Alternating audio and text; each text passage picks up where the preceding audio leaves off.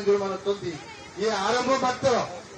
ଆଜି ଏଇଠୁ ଆମେ ଆରମ୍ଭ କରିଛେ ଥିବା ସମସ୍ତ କଂଗ୍ରେସ ପରିବାରର ସଂଗ୍ରାମୀ ଭାଇମାନେ ଭଉଣୀମାନେ ମାମଲା ଭିନ୍ନ ମୋଡ଼ ନେଲା କଂଗ୍ରେସର ନ୍ୟାସନାଲ ହରେଣ୍ଡ ସତ୍ୟର ପ୍ରତୀକ ଦେଶର ସତ୍ୟର ପ୍ରତୀକ ଧର୍ମର भाई प्रशांत हरिचंदन महोदय एवं आमर पूर्वतन संसद आमर सारा देश में आज ये प्रोटेस्ट हो रहा है।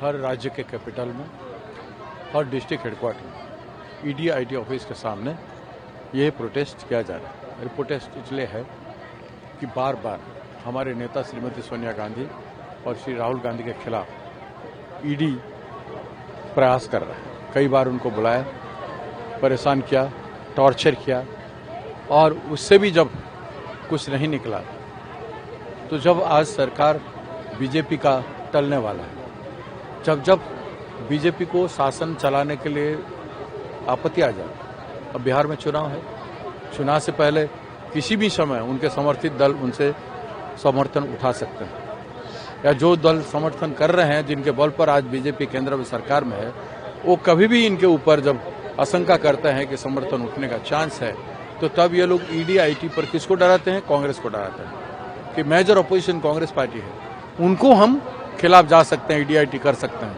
तो तुम्हारे खिलाफ क्यों नहीं करेंगे? अब जब तुम्हारे खिलाफ करेंगे तो तुम लोगों को अंदर होना पड़ेगा।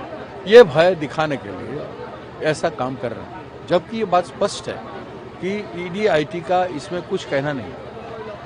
आप एजेएल जो कंपनी है उसको यंग इंडिया कभी टेक ओवर नहीं किया। जो आरोप हो रहा है वो झूठ है। दूसरी बात है कि यंग इंडिया का धारा 25 कहता है कि ये प्रॉफिट मेकिंग कंपनी नहीं है। जब ये प्रॉफिट मेकिंग कंपनी नहीं हो तो आप झूठे आरोप क्यों लगा रहे हैं? सोनिया जी, राहुल जी ने बहुत पैसा बनाया, कहाँ है वो पैसा? कैसे आया? कोई माध्यम है? एजेएल कंपनी क्या है? एजेएल कंपनी एक नेशनल हेराल्ड न्यूज़पेपर चलाता था आज़ादी के समय में। कौन लोग चलाते थे? आदरणीय नेहरू जी, पंडित नेहरू जी, मोहम्मद किदवाई जी, पुरुषोत्तम टंडन जी, ये लोग चलाते थे आज़ादी के लिए। जब दूसरे लोग न्यूज़पेपर चलाते थे, इंग्लिश न्यूज़पेपर बहुत चलाता था, तो इसको चलाया, उन लोगों ने चलाया, महान लोगों ने चलाया। तो जब कंपनी का डूबने की स्थिति आई, एजेएल कंपनी चला नहीं पाया, सैलरी नहीं दे पाया, बिल नहीं दे पाया, टैक्स नहीं दे पाया, ऐसे स्थिति आया तो उसको 2002 और 2011 के बीच में उसको 90 करोड़ रुपया 100 इंस्टॉलमेंट में, 100 बार में चेक के आधार पर उनको सपोर्ट किया गया। और पैसा क्या यूज हुआ? वो बीआरएस में यूज हुआ, वो सैलरी में यूज हुआ, वो इसमें टैक्स में यूज हुआ, वो बिल पेमेंट करने में यूज हुआ, वो पीएफ में यूज हुआ। आदि जो यूज हुआ उसमें कहीं प्रॉफिट में कोई यूज हुआ ही नहीं। प्रॉफिट कहाँ से आया? तो प्रॉफिट कहीं से आया नहीं। ऐसे एजेएल कंपनी एक कंपनी है जिसको बोल रहे हैं कि उसको टेक ओवर करना तो गलत है, जो संभव नहीं है। एजेएल कंपनी में 700 शेयर होल्डर थे।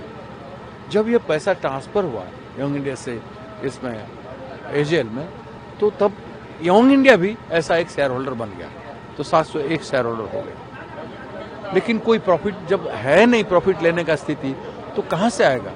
दूसरी बात बोल रहे हैं कि एजेएल कंपनी का 5000 करोड़ का संपत्ति है। कई बार तो इनकम टैक्स डिपार्टमेंट ने एजेएल का सारा संपत्ति का आकलन किया, जिससे 359 करोड़ का एसेट निकला एजेएल कंपनी का।